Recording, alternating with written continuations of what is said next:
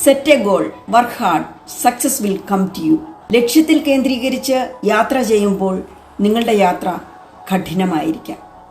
വീഴ്ചകൾ സംഭവിക്കാം. വീണ്ടും വീണ്ടും ശ്രമിക്കുമ്പോൾ നിങ്ങൾക്ക് ആത്മധൈര്യം വന്നു ചേരും. എനിക്കൊരു നല്ല ജോലി നേടണമെന്നാണ് നിങ്ങളുടെ ആഗ്രഹമെങ്കിൽ അതിനായി പരിശ്രമിക്കുക തന്നെ ചെയ്യണം.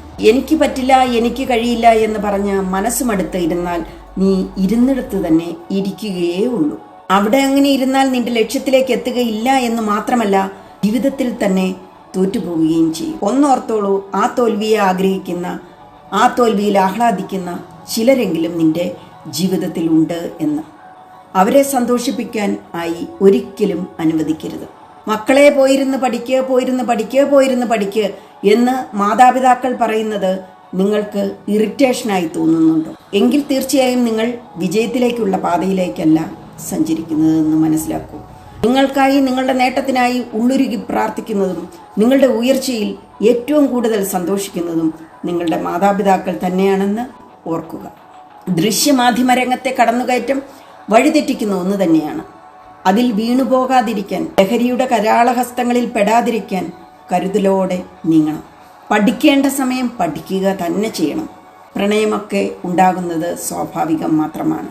പക്ഷേ പ്രണയമൊക്കെ മാറ്റിവെച്ചോളൂ. ജോലിയില്ലാത്ത, പണമില്ലാത്ത ഒരാളെയും ഒരു പെണ്ണിനും ആവശ്യമില്ലെന്നേ.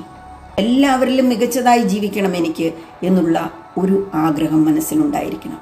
അതിനായി വ്യക്തവും സുദൃഢവുമായ ലക്ഷ്യബോധമുണ്ടാക്കി ഇച്ഛാശക്തിയോടുകൂടി, ദിശാബോധത്തോടുകൂടി പ്രവർത്തിക്കൂ.